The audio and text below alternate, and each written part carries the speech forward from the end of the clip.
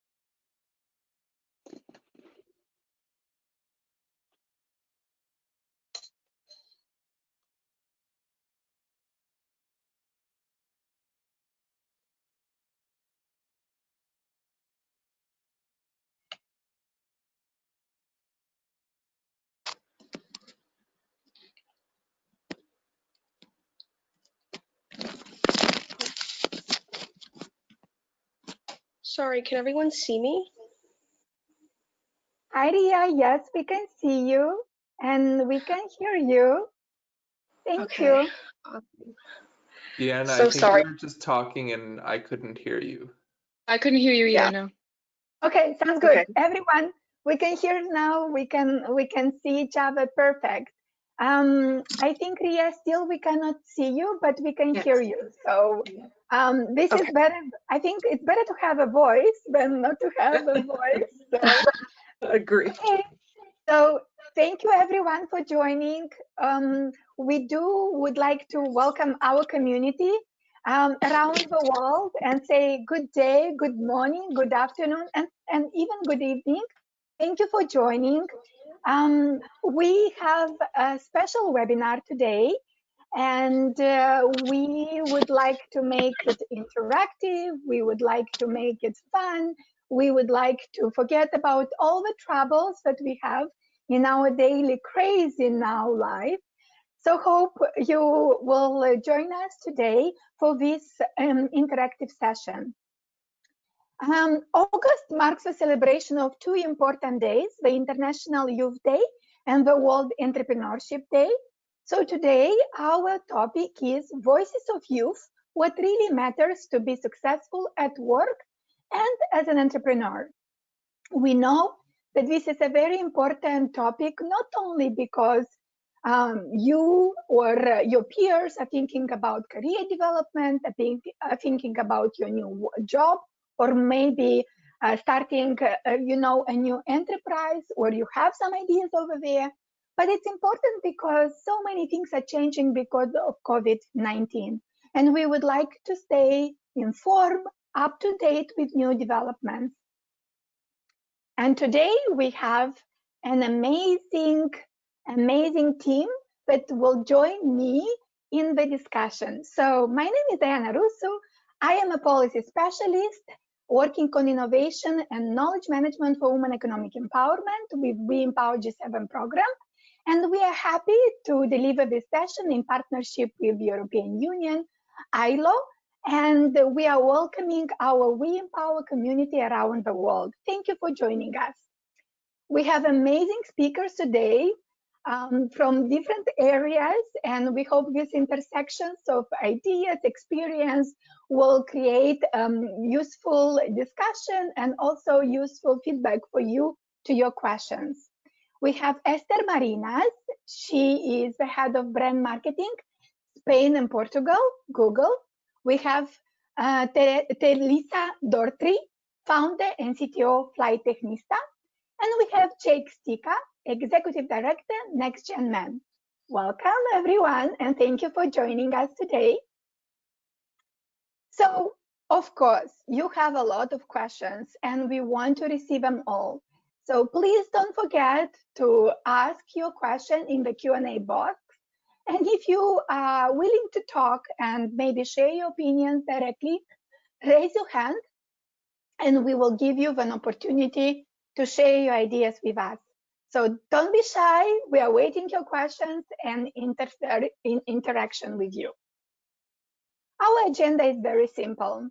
We will have an amazing young woman to start our conversation, and she will share some ideas about how she sees future of learning and also career development. Her name is Riya Mehta. She is a global innovator and a technology enthusiast on a mission to change the world and solve humanitarian pressing problems in global health. Very important one in the context of COVID-19. We then will have a fireside chat and we'll go to a Q&A session. Before we'll start, I would like to hear from you, and also our speakers would like to hear from you on what is your current concern. So I will launch a poll. I think everyone can see the poll, and please select what is your current concern. So I know it's not very clear, but I will read the answers so you can also select the correct one. So the first choice, I have no concerns. I have a job and I have transferable skills that will help me pass through COVID-19. Second, I just graduated university college. I'm concerned that there are no jobs for me. Third, I am looking for a job, but it seems that the hiring process have frozen. Fourth, I would like to pursue skills development courses for career growth and or business development, but not sure about the changes in the labor market. And none of both. If you are having a different concern, please indicate it in the chat box or in the Q&A, and together with our speakers, we would try to help you. So again, I have no concerns. I have a job and transferable skills that will help me to pass through COVID-19. So if you're one of those, please also share your thoughts on what your peers need to do to have a similar situation. I just graduated university college. I'm concerned that there is no job. I'm looking for a job, but seems that hiring process have frozen. I would like to pursue skills development courses for career growth and or business development, but not sure about the changes in the labor market and maybe something else. So thank you for your responses. I will close the poll, share the results with everyone. As you can see, 53% would like to pursue skills development courses or career growth and will need some advice. 24 are good. They think they have transferable skills. And then we have also smaller percentage that still need a little bit of help and guidance. So together with Ester, TeLisa, and Jack, we will have an opportunity to guide you, hopefully, and to share the advice. So without any further ado, Riya, I will invite you to share some thoughts with us. Over to you, Riya.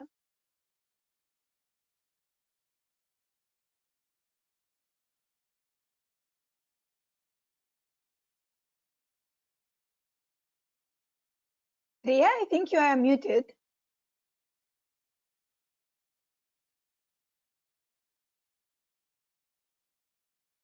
No? Okay, so let's be flexible and let's start with a panel discussion, fireside chat, and then we'll go back to Riya. I hope this is okay. So Esther, TeLisa, Jake, please tell us about yourself and your work related to youth, skills development, career development, and entrepreneurship. TeLisa, maybe we can start with you.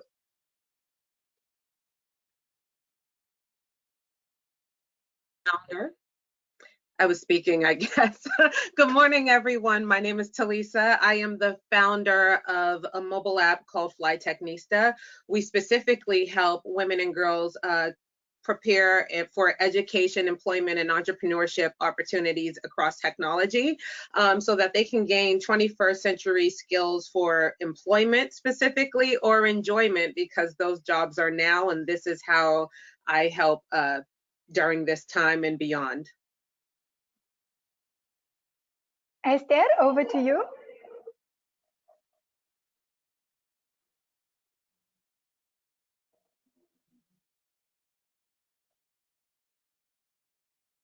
No, Jake, maybe you can take it over. It seems that Hello? we have.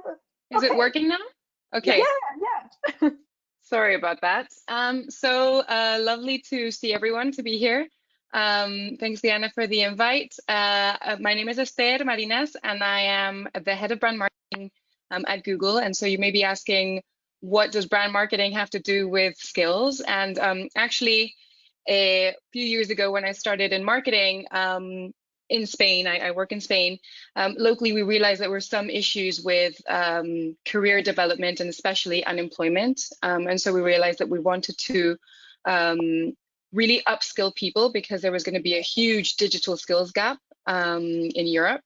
And so I helped, together with a team, launch a program called Google Activate, which is basically a free digital skills platform that provides online and offline training on different areas. So anything from digital marketing, cloud computing, IT skills. There's more than 34 courses now on the platform. It was a very big initiative at the time. It was very successful. And so this initiative has been launched globally, actually. It's now called Digital Workshop at Google. And it's part of a series of programs under the kind of umbrella called Grow with Google. Thank you, Esther. Jake, over to you.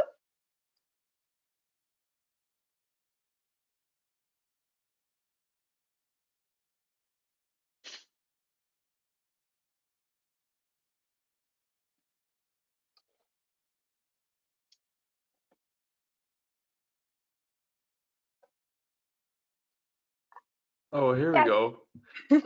Sorry, just to clarify, are you passing the microphone physically between speakers just because I couldn't unmute myself? No, I think it's coordinated from your side, but I'm happy to do it if it's easier. Okay, well, I couldn't. Well, anyways, good morning, everyone. If I say anything unintelligible, it's because it's 7 in the morning and I'm having my first coffee of the day with you. I'm the executive director and co-founder of an organization based in Canada. I'm in Vancouver, British Columbia, called Next Gen Men, and we focus on redefining and undefining what it means to be a man by promoting positive masculinities, healthy relationships, mental wellness, and gender equity in schools, communities, and workplaces across Canada. Youth work was kind of part of our origin story and a big part of what we're still incredibly passionate about. But it's really interesting kind of working across the life cycle, because a lot of these ideas within culture and society around masculinity and gender are formed at a young age and then manifest in workplaces. So we're always really trying to tackle that. An interesting wrinkle, before I worked in nonprofit, I actually worked in a startup and in venture capital. So I have an entrepreneurial background myself, and I'm always trying to apply that to the work that we're doing. And I think it's a unique superpower, so I encourage it in everyone. Thank you, everyone. It's very nice to meet you all.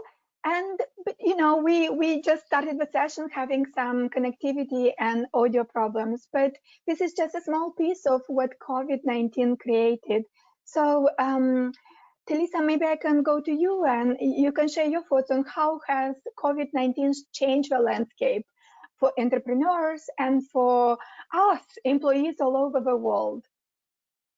Right. So specifically what I realized what's happening with COVID-19 is the fact that it took a global pandemic for government, private, public sectors and companies and even our education institutions to realize that some of the things that we were doing is very outdated, right? So whether that be how we work, how we learn, how we collaborate, how we build businesses, how we actually get our work done together, it's sad that it took a global pandemic for us to figure out that we needed to innovate, always be innovating, how we create solutions together. So that's the first thing that I've noticed immediately as a result of this, and helping so many companies, even 5 years ago, prepare for the future of work, which is now, and digital transformation, which is now, realizing how many companies were not prepared for this, institutions, government, all of these spaces globally. So I would just say in the US, but I've seen it through partners that I work with literally around the world. So that's the very first thing that I've noticed the change. And the other thing that I've noticed with entrepreneurship is it's not that everyone can do it and it's so easy, because if it really was easy, then everyone doing it would be really successful, is the fact that, you know, oftentimes crisis can birth amazing opportunities, because during a crisis we need to figure out solutions, right? So now I'm seeing more businesses you know, be generated and created as a result of immediate needs due to COVID-19 relief, as well as, you know, solutions and tools that are specifically being created out of entrepreneurship and the need that we're currently facing in our society. And I think it's very important that we continue to never get comfortable again with the way things are, when we can always be innovating and creating to make sure that things can be better. They always can be better. So whatever's working for us, let's figure out how, let's break the thing and then like put it back together, but better, so we can have better, a more better and connected society and globally as well. So that's what I'm seeing just from the entrepreneurship side.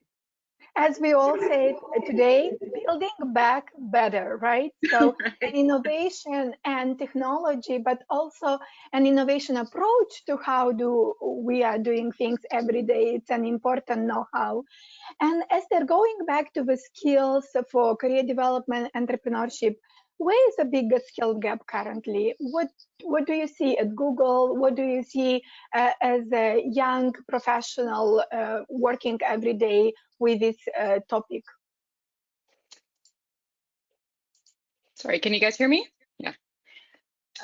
So I think, I mean, I just wanted to plus one on what TeLisa was saying around the global pandemic, making digital, I mean, putting digital as kind of back in the forefront, not back, it was always important, obviously, but I think we've been talking about digital and going online for so many years, but actually this is the moment when, you know, it's been the crux, right? If you were either online and you got it, or a lot of, you know, companies, countries, governments have been left behind. So I think this is exactly, I mean, connected to what your question is, where the skills gap are. So it's obviously in digital, right? So I think there's many different areas that I think are kind of coming up in the discussions. I think a few years ago when we started the programs, for example, that I mentioned, one of the things that we kind of identified was kind of digital marketing for businesses, or like very basic skills of like how to, you know, get online, have a website, all of these very kind of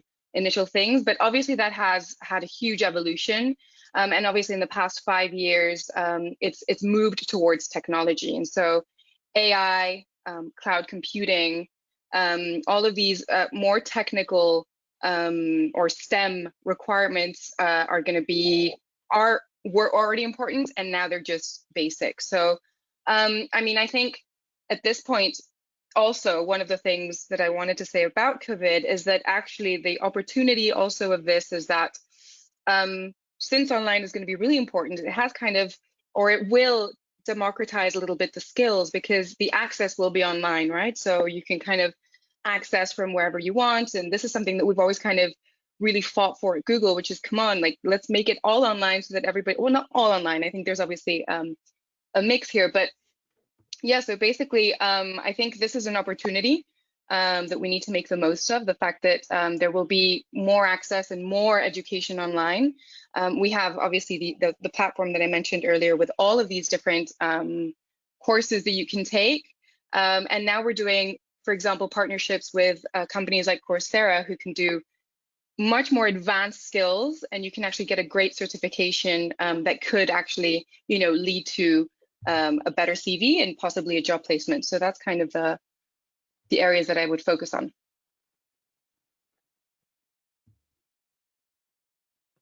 Diana, Jake, I hope you are still with us. Yes, it's a little bit of delay, I think, until the sound is coming. So, Jake, I hope you are still with us. We don't hear you, but we don't see you, but we hope we can hear you. So you spoke earlier on about the importance of gender stereotypes and about, the coming to support the gender equality agenda. And of course, today we would like to focus on specifically more about, what are the success criteria to make sure that while we are passing via COVID, we don't exacerbate the gender, inequality. So how can young women and men drive the gender equality agenda, and even in the COVID time, and how we can help each other? Totally. Well, just as we're renegotiating our entire lives, careers, we're renegotiating our home lives as well too. And just to build on the great comments from TeLisa and Esther, if we are moving towards filling a digital skills gap and having non-traditional educations, I'm going to speak with a bit of a North American stereotype here, but large companies and successful companies are often looking for, the Stanfords, the Harvards, the MITs, right? But that measuring stick doesn't matter anymore, because realistically, education is going to be done differently. So those organizations have to adjust. And traditionally, those educational streams were overrepresented by the dominant narrative. Males, white individuals, socioeconomically well off, etc. So hopefully there's a democratization beyond that as well, but companies really need to make an effort around that. And then further, as we go home and we don't work from home, we live at work at home. We have to renegotiate some of our household structures as well too. There's the word going around right now is that we're in the midst of a she-cession, and that we're potentially losing 30 years of women's gains in the workplace. And we see it on government perspectives. They're taking for granted that women will just take on more of the burden of childcare at home. And so for me personally, I've been very adamant and staunch about men taking parental leave as a big equalizer and normalizing that everyone's taking these types of leaves. And I think, in workplaces, we need to have these types of cultures. And obviously, I recognize that this webinar is youth focused, and that, from the poll, I see that there's some new graduates and people with jobs and those kinds of things. It's easy to wait for someone at the top to do it and it to trickle down, but we have to be the change that we want to see in the world. So claim your space for your mental health needs, claim your space for your family needs, your caregiving needs, even if you don't have kids and you're taking care of your elders, because we are the ones changing the culture. Very, very, very important point, Jake, on claiming the space. And also, I like the she session, because it's very interesting. And I think when we connected with Esther, we said it's often when we speak during the meetings, we hear, voices of our kids, we hear voices of our family. So we have to do in the same time so many things, but also to stay focused, to have a career, to be successful in our career, and this eagerness of us to always do the best, to always be first in everything we do. I'm wondering, what are the specific challenges faced by young women in accessing this career, path right now, in doing the job, but also in starting the business? So, TeLisa, over to you to share this, especially from the entrepreneurship part, because you are speaking with women around, in your community, but also all over the country. So you know what their problems are. So please share those with us. Right. So I'm approaching specifically this issue for COVID-19 relief through trying to solve it through the lens of employees and entrepreneurship side. The fact that I believe the top 3 challenges that I've seen specifically within our network and the women that we service is women are currently underemployed, not meaning that they're doing jobs, meaning that they're doing jobs that they're not fully doing work that makes full use of their skills or their abilities. So that's number one. The second thing that I'm seeing is definitely being under-mentored, under-sponsored, under-coached, under-groomed for these spaces that women need to grow into in order to grow to leadership. And the third thing that I've definitely been seeing has obviously, because of the gender pay and wage and equity gap, is women being underpaid and women being underfunded. So I believe those 3 areas are definitely the biggest challenge pre-COVID-19 and during COVID right now. We are still seeing that, how those 3 things affect the long term or the longevity or the trajectory of women, in their careers is often if women are not able to get, meaningful, gainful employment that they can use their full skills and grow into, what does our businesses look like in our society? What does our future look like if we don't have women and girls participating in this space and building the businesses that we need and the solutions that we need? And also not just making this we're in a she session where women in tech specifically have been 18% more likely to lose their jobs compared to male counterparts right now. So, and that's due to women, again, with us in the North America not being able to specifically shift around like home dynamics. So where mothers are still partially 76% more responsible for childcare needs. I mean, this is crazy to do this from home, from work from home, and do everything with your family. And then even if you're not a mom, like being a student or a college professional, and you're now having to adjust to maybe perhaps not going to your campus because it's not open, or remote learning, all of these things continue to be barriers and difficulties or challenges for specifically in the workforce. But as far as underpaid, when women are not able to have mentorship, coaching, executive leadership development, all of these things from higher education through entry level up to executive, up to entrepreneurship, that affects our ability, our confidence, and all of these things to navigate the salary, navigate and negotiate the salaries that we deserve and desire. Because if we're underpaid, now we don't have the money for a rainy day or relief when a global pandemic happens, right? And job uncertainty becomes a huge thing, and women if we don't negotiate for ourselves in the salary space, we already don't have enough to fall back on when something horrible happens, a life crisis, a health crisis, all of these other things. And then third, I will say, as being underfunded, as an entrepreneur, that affects our ability to further scale businesses and provide solutions for our society, which we all benefit from, because we know, when women are included in these discussions, when women are included in leadership, it's not just good for a business, it's good for our society. Like when we think of all of the things that that we build, even as technologists or as entrepreneurs, SMS was created for deaf people, but we all benefit from this technology. So I think that's really important for us to remember. Thank you, Esther. I'm hearing some noises. Can you go to Europe and share some perspective from Spain, from Portugal, so we can understand if all women around the world have the same challenges, or there is some geographical particularities that we need to pay attention when we advocate for policies. So we'd love to hear from you about specific recommendation about the challenges faced by young women in accessing employment or career development in Europe?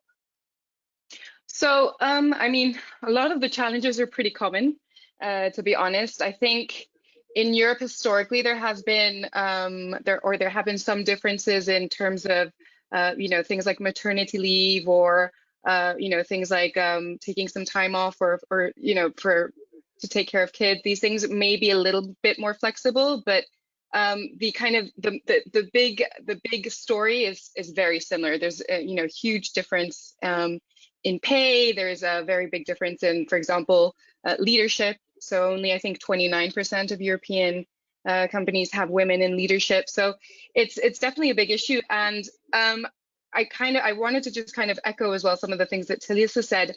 I think that the issues that happened that we already had are now being kind of exacerbated because of this crisis. So it's not that this crisis is creating new problems. I think it's just making the ones that we had much deeper.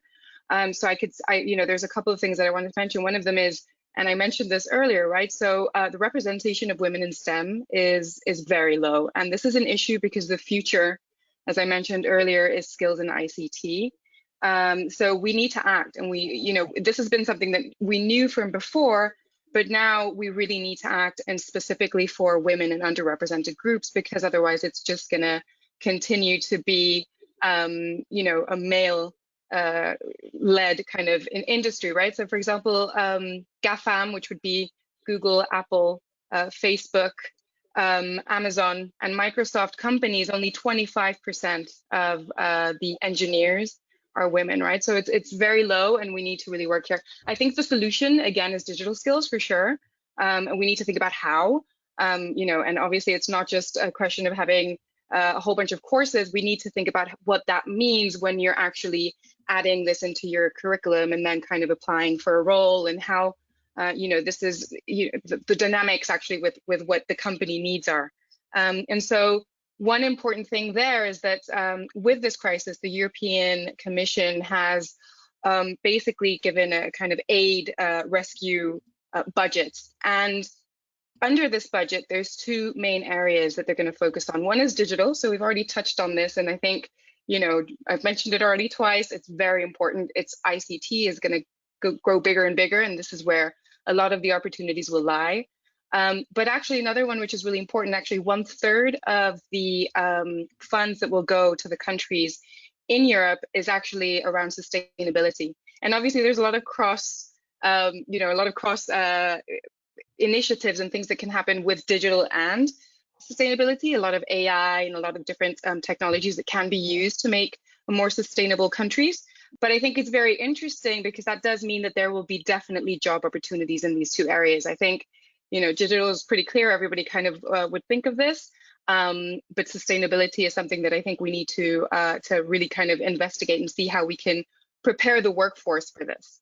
And then, sorry, completely kind of separate to this, I also wanted to say that I've been talking about hard skills all the time, right? So getting all of this, ICT, all of these courses, how we can make them as adapted as possible to the labor market. But I think there's also a big kind of gap for women and TeLisa touched on this as well, on kind of what I would say soft skills, things like self-promotion, things like asking for things. So even though this wouldn't be something that you would necessarily do specific kind of online course on, I think there's definitely things that can be done to ensure that women are placing the value that they have. So this would be not so much to get a job, but actually to grow in career development once you have a job. You have to make sure that you are very vocal and self-promotional and show really the value that you have. Create your own narrative and take control of it at your job. We'll get back a little bit to the voices and narrative, but previously you mentioned something about the government and about support. So Jake, I would like to ask you to start our discussion maybe on what would governments or private sector, especially multinational, corporation have to do to facilitate young employment, career development, and business development opportunities?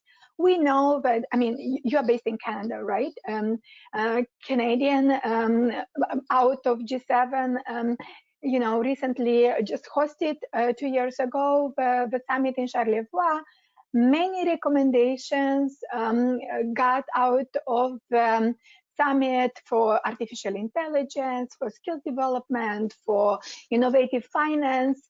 Looking at your government and beyond globally, what do you think governments have to do, and especially in such times as COVID-19? Sure. I mean, not that I'm qualified necessarily to speak about these things, but if I was to offer an opinion, I think there's certain things that we take for granted sometimes, such as education and healthcare, that are benefits to our society. And as such, they are likely closely tied with government institutions. So there should be some powers within those structures. I think that it's really difficult in a North American context. The costs for education are staggeringly going up year over year, and the value may not be tied to the costs. But if government was to stabilize some of those expenses for the students, that would change the risk potential for young people coming out of school. So if you have large student loans, you're pretty much forced to get a steady paying job, and you're basically taking all of these fresh ideas and stuffing them into a paycheck to paycheck cycle. Where if a young individual gets all this education and doesn't have that burden, they can take some risks with their time and their learnings and those kinds of things. So that would be kind of one way there. I think, I know that organizations, large organizations, mid-size even, are always taking on kind of internships and, young individuals. One, I think that those should be paid, because anytime we don't pay labor, we're perpetuating inequity.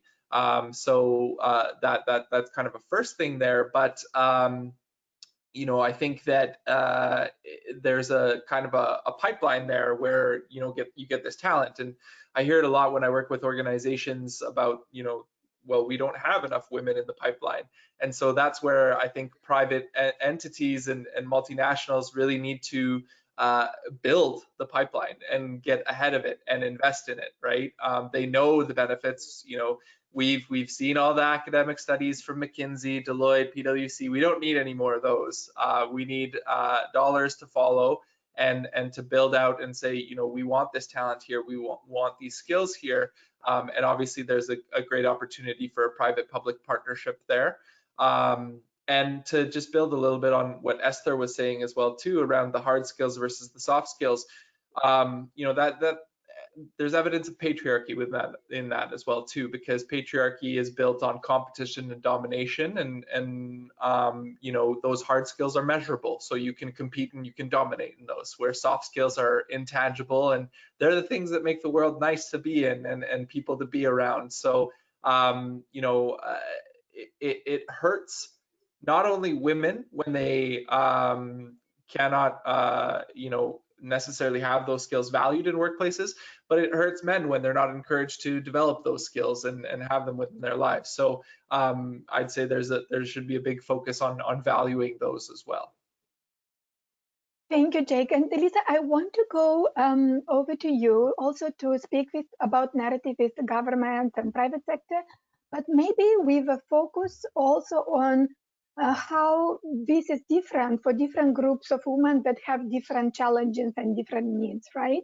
Because we know women is not homogeneous group, and how we can be more careful to each group separately, whether be it women with disabilities or indigenous community or women of color. So if you can explore this topic, especially with connecting with government and private sector responsibility along with.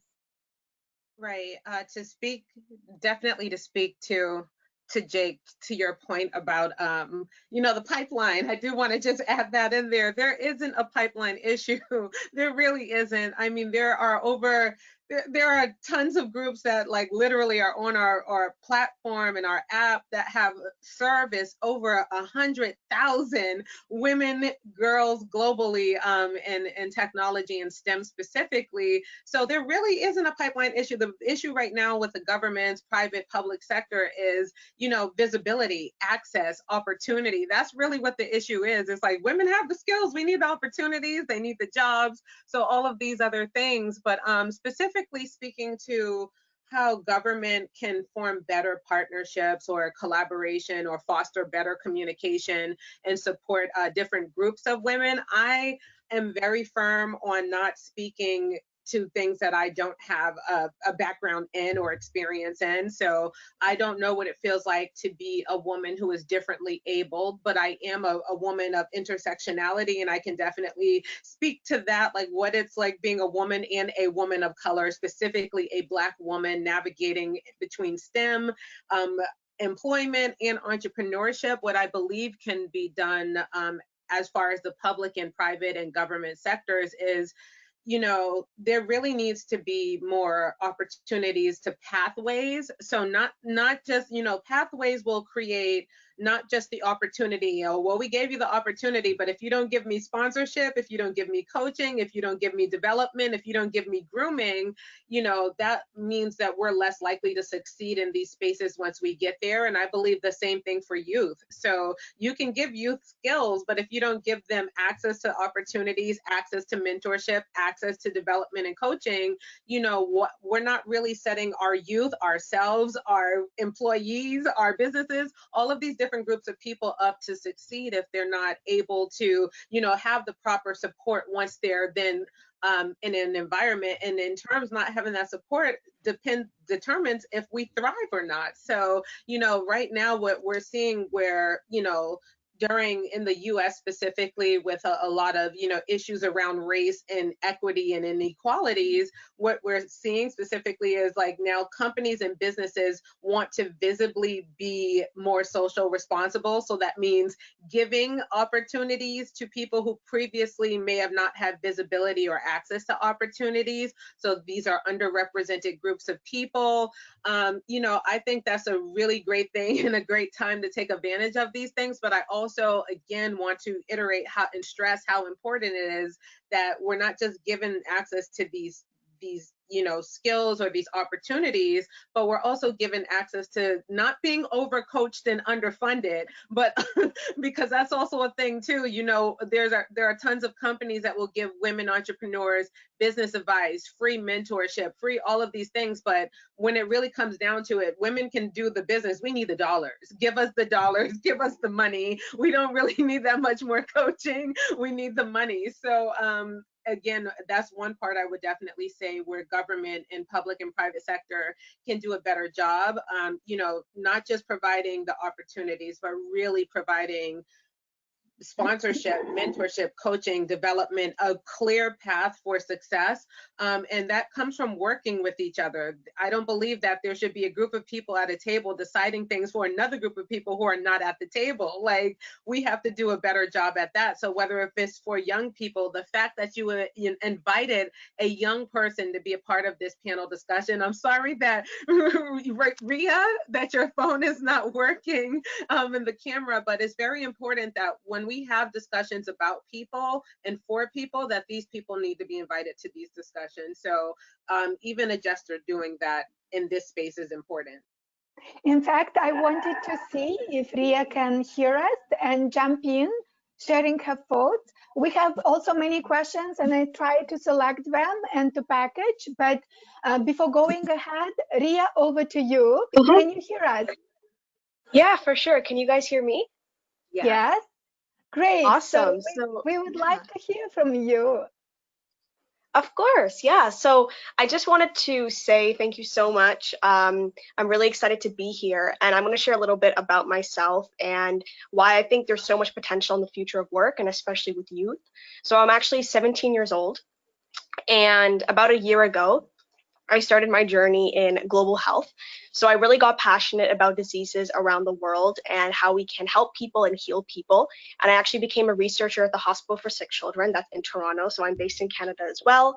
And I realized really, really quickly that I wanted to use my impact to help other people through the art of medicine, through the art of healing.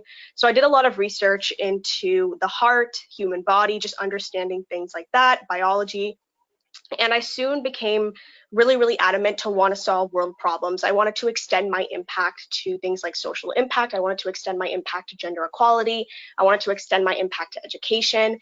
And that's why I'm such a huge advocate for experiential learning opportunities. Because when we think about the future of work and what that looks like with technologies, we think automation, we think, things that are taken over through online platforms. But I really believe that youth are going to be the ones who are going to kind of guide us into that future.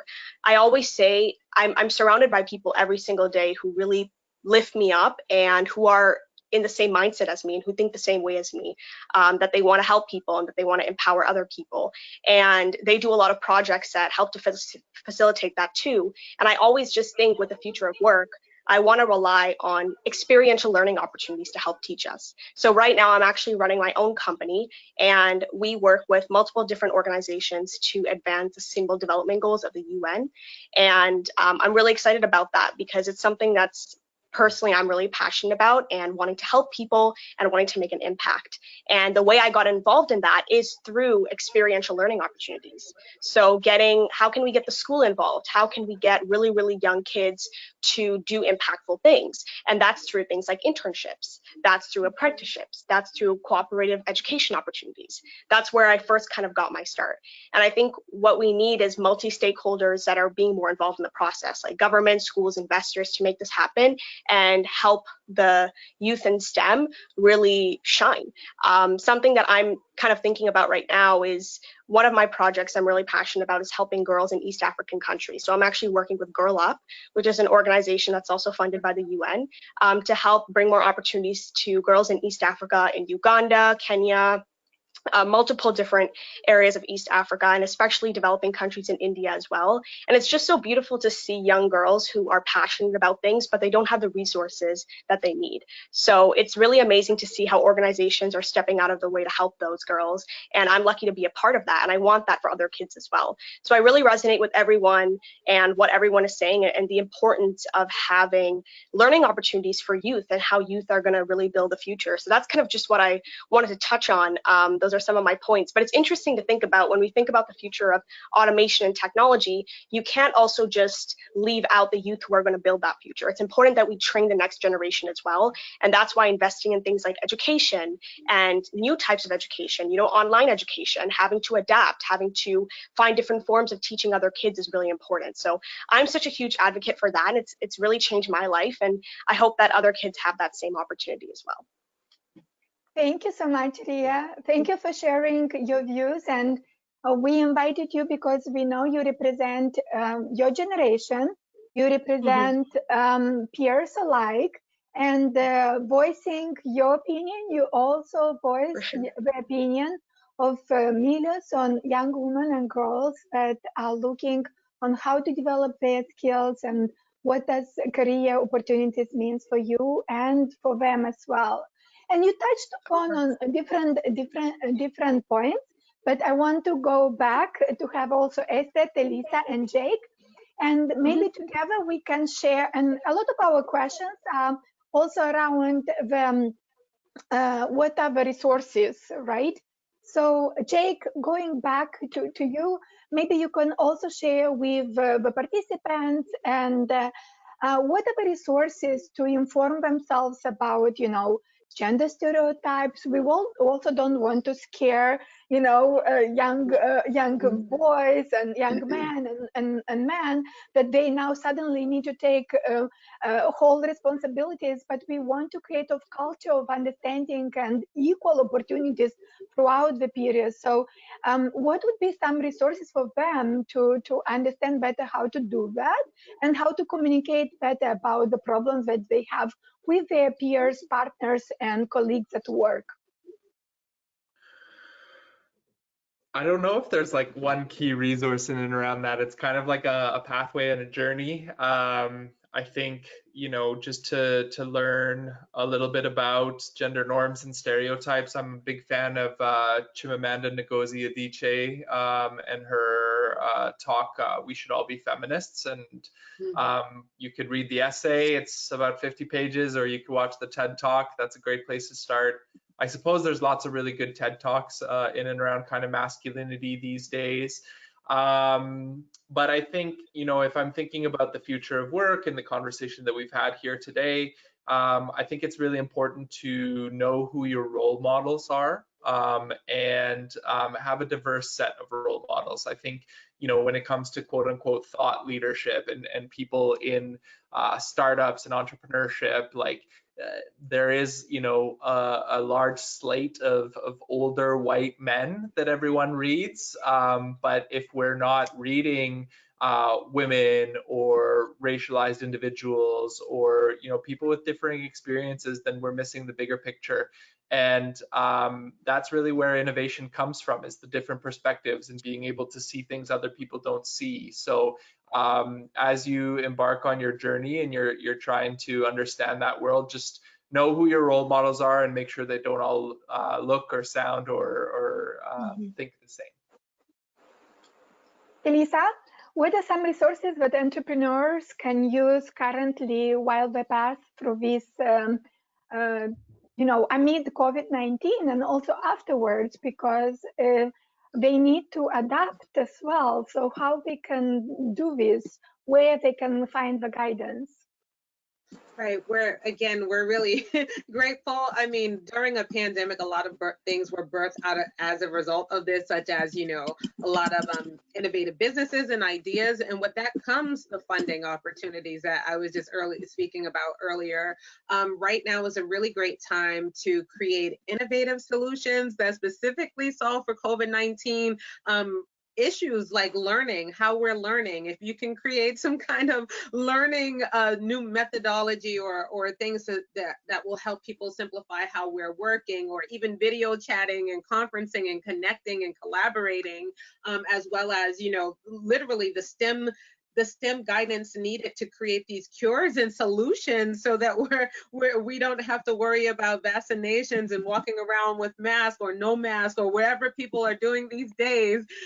But, you know, all of these things lead for an incredible opportunity to be innovative, right? And to learn and create solutions as an entrepreneur. So some places that we can specifically start to see these things at is literally through our own, in the US, the EDC, Economic Development Councils, the small business associations.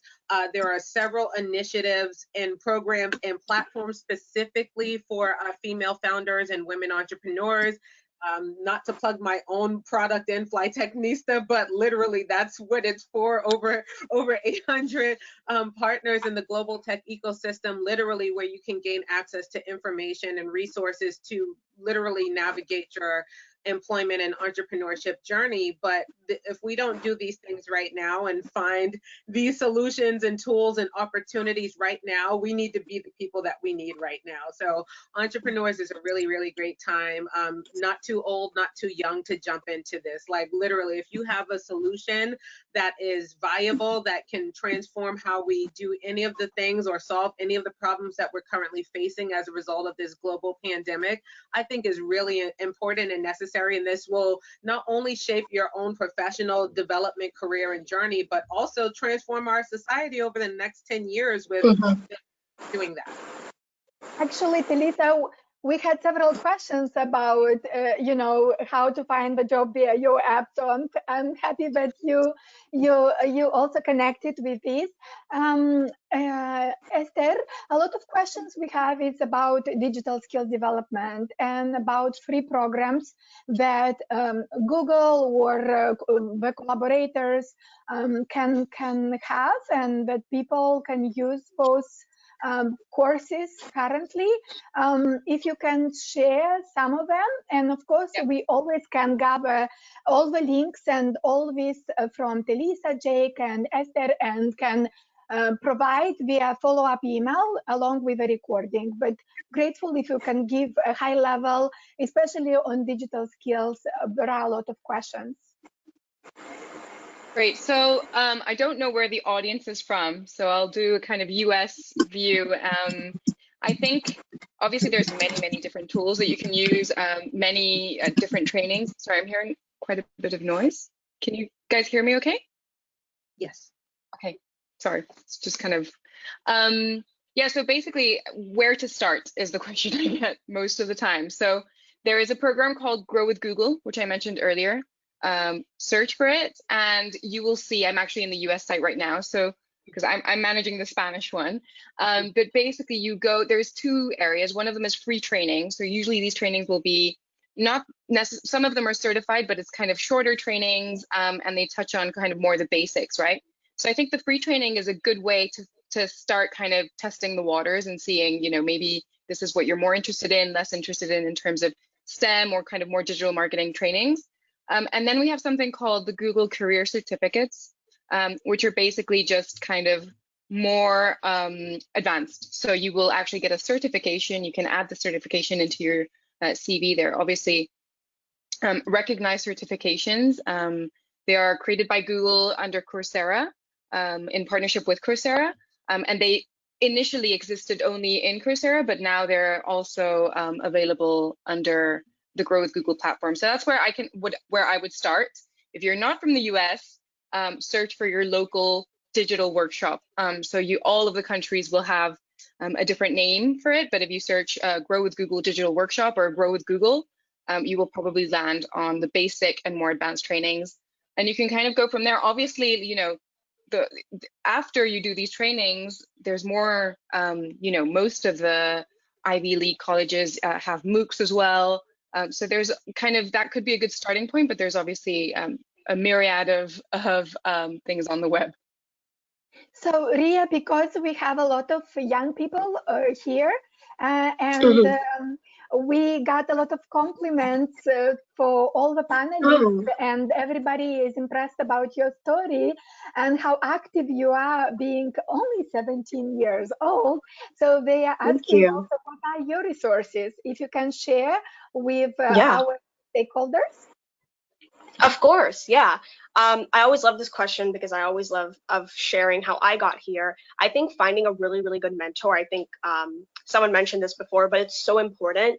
I have a couple of mentors that I found when I turned 16, and I've been doing this for 1 year now. When I turned 16, I found a couple of really amazing mentors that really helped to give me advice. I schedule weekly sessions with them. So they help me from everything from my business to my personal life, how to balance things. They help find opportunities for me. They're almost like my own personal managers, and it's great to have someone that looks out for you. The next thing is becoming part of programs and accelerators is a really great way for youth to get involved in stuff. So I actually joined a program called the Knowledge Society, and this is basically a program that is kind of like a human accelerator. So it takes really young kids and allows them to build businesses, have an impact on the world. They have a couple of locations in the States, and they started in Canada and Toronto. So I got in contact with the directors and they accepted me into the program. And that's really where my life took a turn. That's where I got exposed to sick kids. That's where I got exposed to my research positions, my co-founder for my business. So I think finding accelerators that are willing to take you in, and sometimes you need to go through an application, sometimes they accept you, whatever the process is, I think it's really worth it. I know that a couple of universities also have accelerator programs for kids, so make sure to do more research into accelerator programs. I promise you they help for building businesses. And I think also surrounding yourself with the right people. So in my environment, I have a lot of like-minded youth that also help to give advice as well as mentors. And it's good to be connected to people around me who are who think the same way as me and who understand the struggles of being a young entrepreneur, of getting into the space, and how they can help to combat that as well. And I think lastly, doing a lot of research is really important. People undermine the importance of actually doing research into opportunities, because there's so many opportunities you can find online just by doing research into them. So for example, I make it a point to read new articles every single day on entrepreneurship, management, how to manage interns. I have my own personal interns within my business, so I make an effort to go the extra step to actually read into that kind of stuff, because I don't always have an extra eye that's looking for me. Sometimes I have to invest that time into my own self and help to build my own skills. So reading articles and really educating yourself is important. There's so much stuff on the internet that you can, and I would make it a point to educate yourself every day. So find 30 minutes to an hour to read an article, to do some research, to look into new opportunities. It really, really helps. And lastly, I think something that helps me is also blocking out my days. So I actually do this thing called block out in my calendar, where I schedule every single moment of my day. So it sounds a little bit scary, yes, but it's actually really, really great to have, because I can see where I'm at every single point in my day, and it helps to keep me organized. So those are just some of my tips and resources of things that I use, but definitely start with a mentor, start with someone who's going to help you and lift you up, and start with a good environment is kind of my overall tip. Thank you, Riya.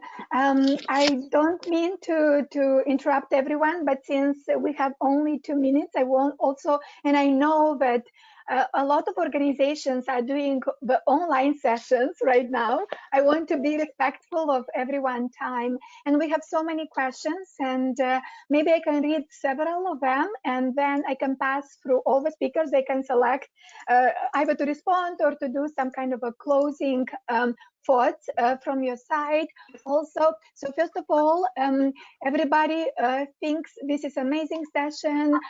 Great compliments to all the speakers. I will make sure to share all these messages. And several questions. Doreen is asking, how do you get online mentorship for entrepreneurial development? Then Adenike is asking for us to share the links on digital skills and work from home jobs specifically. Somebody says that is very impressed of the speaker's efforts to curb gender inequality and raise awareness about gender, youth, and equality in particular. So very insightful discussion. Thank you. We also have a question about the apps that you can monitor for the jobs globally, specifically G7 and EU. We also have a session about a question about what are the campaigns that they can join to highlight the gender stereotypes, specifically men to help women and women empowerment. We also have a question about I'm losing because it's so much moving so fast over here, about the Google Activa and Cormo. You probably, Esther, understood the question.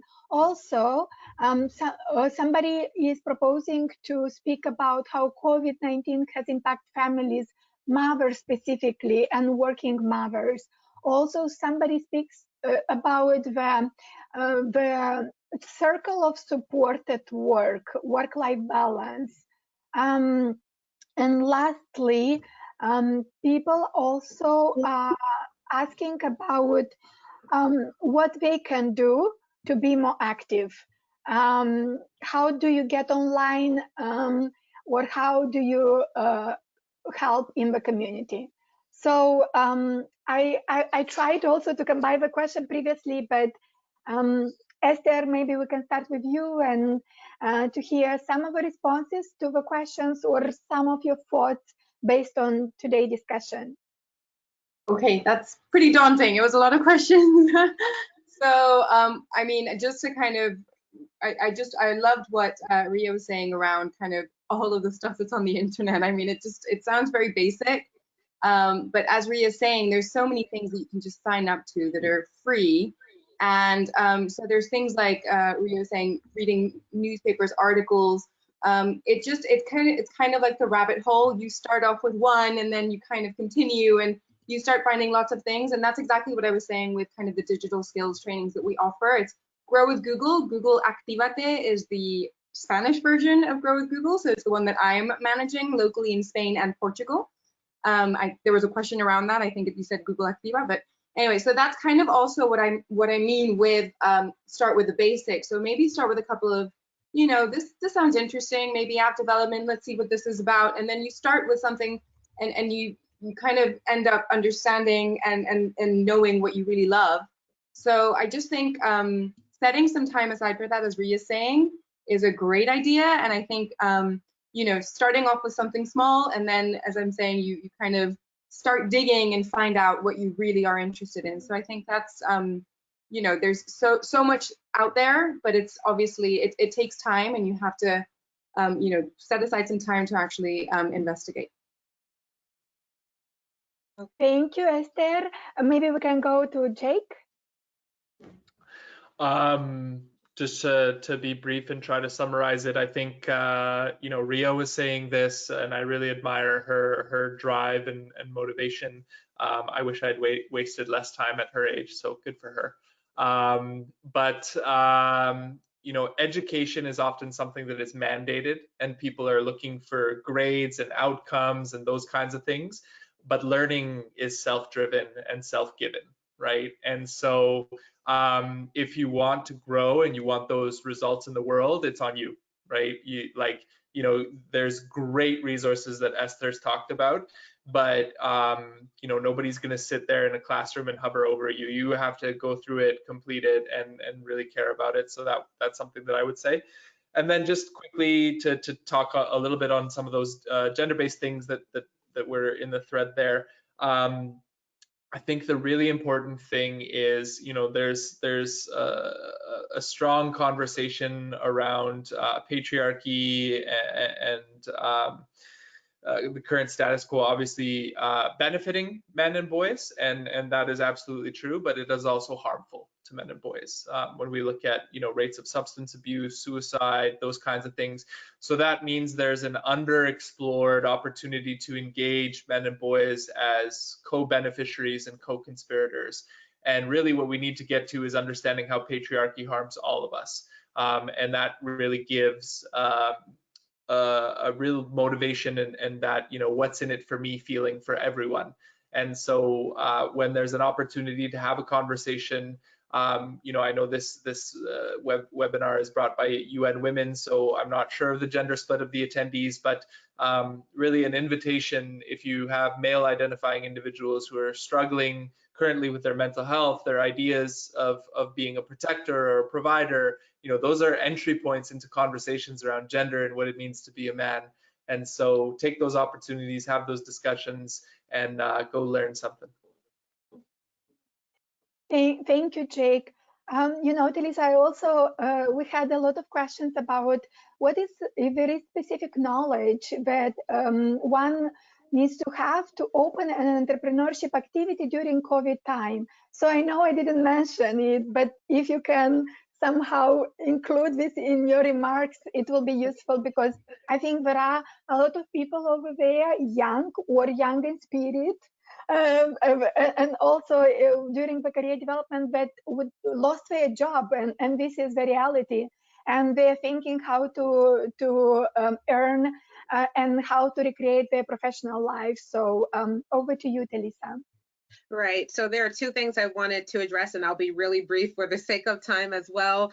Echoing off of the sentiments of Esther, Riya, and Jake in regards to mentorship, I like to chime in on that really quickly about, you know, we won't always have the same mentors with us throughout our career and our lives, and we won't always have, I approach my own mentorship, mentees as well, not in a hierarchical kind of perspective, but an omnidirectional kind of perspective, meaning I can learn from anyone, literally anyone. My 7-year-old niece, my mentees, people above me, people at level, and I think that has been the most impactful thing throughout my career journey, not in my academic journey as well.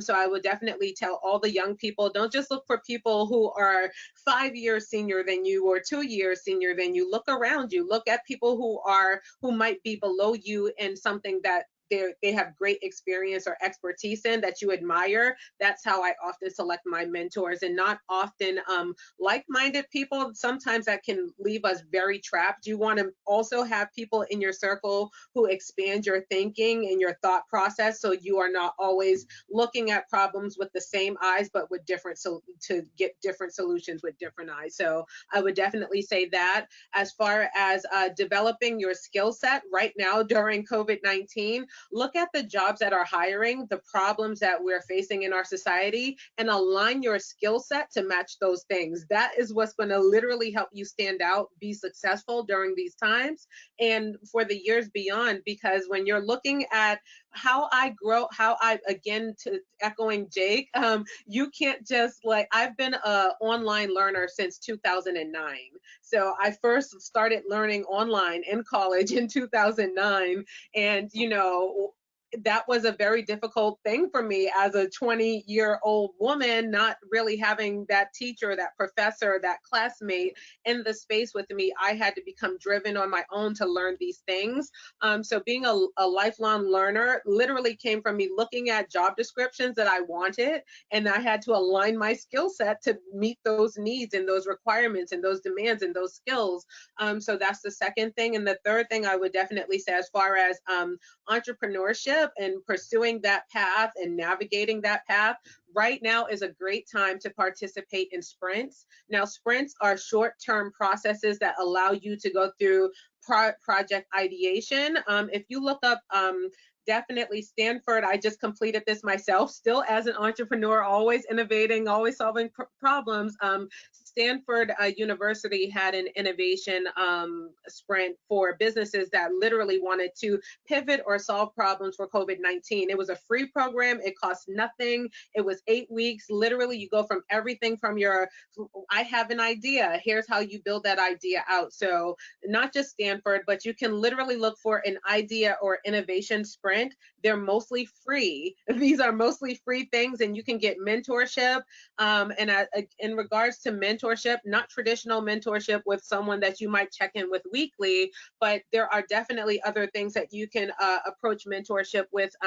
Specifically, even what I still do, I host Ask Me Anythings, meaning that if there's a specific topic that I can put out there around entrepreneurship, coding, technology, navigating professional career development, I have various topics that I allow people to ask me anything, but they have to come with their questions. And that's literally, if you want to be mentored by people right now, even if people are working from home, they're still overworked. So just literally come with your questions that you have in mind. Bring those questions, prepare them in an email. Even if you say, hey, my name is this, I'm working on this project, come with your questions, and people will more likely 90% respond to you and give you that answer, because it doesn't take anything from their days. Thank you so much, TeLisa. I didn't want to start, but basically, 1 month ago, when we had a webinar as a result of celebration of Skills Youth Day, we started to do call to action to government, especially ahead of G7 summit. And we would love to share the recommendations. So we saw this webinar as a continuation of a discussion, and we wanted for our stakeholders to also share their inputs with us, so we can gather everything based on the discussion we had 1 month ago and today, and we can put this call to action and share with G7 governments, as they have the power to implement the policies within the government, to implement the policies by recommending the private sector, and also to influence all the countries around the world. So thank you for sharing your opinion. We will make sure to integrate it. On behalf of UN Women, ILO, European Union, and We Empower G7 more specifically, I would like to thank all the speakers. So thank you so much, Ester Marinas, Jake Stika, TeLisa Daughtry, and Riya Mehta. It was a wonderful 1 hour. Thank you for your collaboration and for your insights, advices. Thank you so much to all of our participants. We promise to share a recording. And lastly, please, please, please, please share if you did benefit from this webinar. Are you satisfied with the information received or not? And if you still need more information, feel free to connect with us, and we will be happy to ask Jake, TeLisa, or Esther, or Riya additional questions and provide this information to you. Thank you so much, everyone. It was a pleasure to collaborate. Have a good day. Have a good evening. Until next time. Thank you. Thanks, Bye. y'all. Thank you so much. Thank you.